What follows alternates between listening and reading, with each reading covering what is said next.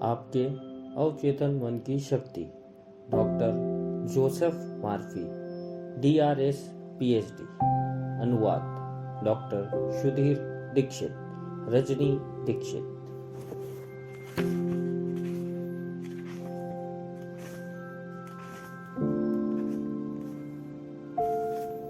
यह पुस्तक आपके जीवन में चमत्कार कैसे कर सकती है।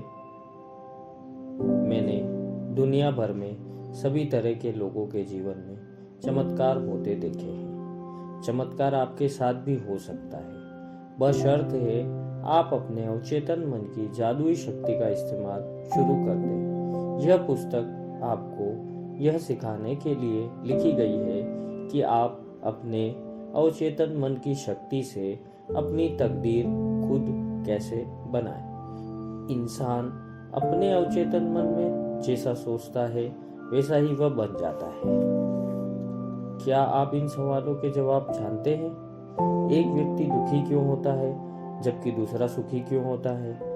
एक व्यक्ति सुखी और समृद्ध क्यों होता है जबकि दूसरा व्यक्ति गरीब और दुखी क्यों होता है? एक व्यक्ति भयभीत और तनावग्रस्त क्यों होता है जबकि दूसरा अस्वस्थ तथा आत्मविश्वासी क्यों होता है? एक व्यक्ति के पास सुंदर आलीशान बंगला क्यों होता है जबकि दूसरा झोपड़पट्टी में क्यों रहता है?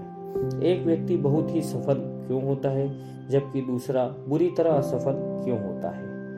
एक वक्ता उत्कृष्ट और असाधारण रूप से लोकप्रिय क्यों होता है जबकि दूसरा औसत और अलोकप्रिय क्यों होता है?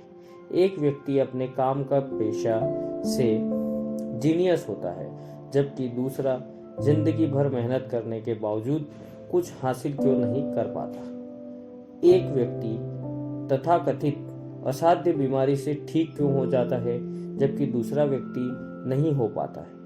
इतने सारे अच्छे, दयालु और धार्मिक लोग इतनी ज्यादा मानसिक और शारीरिक यातना क्यों झेलते हैं? कई अनैतिक और अधार्मिक लोग सफल, समृद्ध तथा स्वस्थ क्यों होते हैं? एक व्यक्ति का वैवाहिक जीवन सुखमय क्यों होता है जबकि दूसरा दुखी, कुंठित क्यों होता है? क्या आपके चेतन और अवचेतन मन की कार्यशैली में इन सवालों का कोई जवाब मिल सकता है? निश्चित रूप से मिल सकता है। यह पुस्तक क्यों लिखी गई? इसी तरह के बहुत से सवालों के जवाब बताने की गहरी इच्छा के कारण ही मुझे यह पुस्तक लिखने की प्रेरणा मिली। मैंने मानसिक की आधारभूत सच्चाइयों को सरलता और भाषा में समझाने की कोशिश की। मैं मानता हूँ कि जीवन और मस्तिष्क के मूलभूत तथा आधारभूत नियमों का रोजमर्रा की सरल भाषा में समझाना पूरी तरह संभव है। आप इस पुस्तक में वही भाषा पाएंगे जो अखबारों, पत्र पत्रिकाओं, ऑफिसों और घरों में मिलती है। मैं आपसे इस पुस्तक का अध्ययन करने और इसमें बताई तकनीकों को अमल में लाने का आग्रह करूंगा।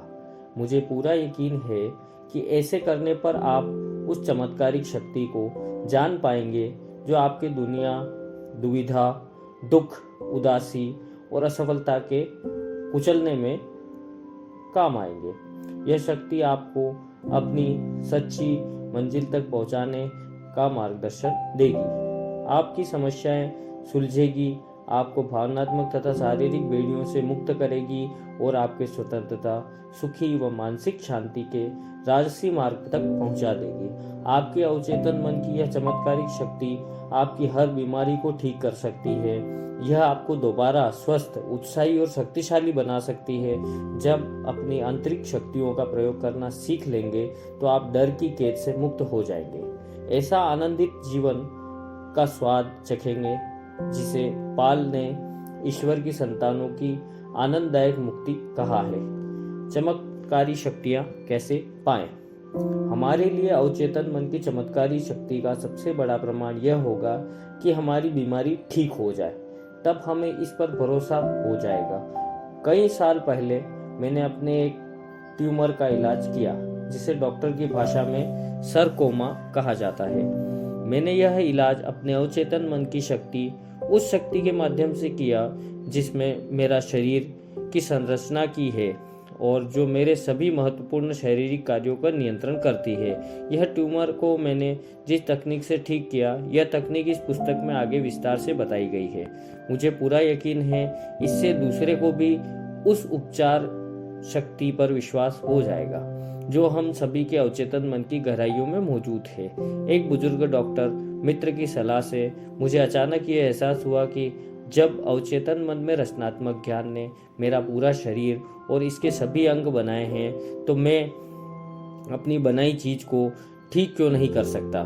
पुरानी कहावत है, डॉक्टर घाव पर पट्टी करता है और ईश्वर उसे ठीक करता है।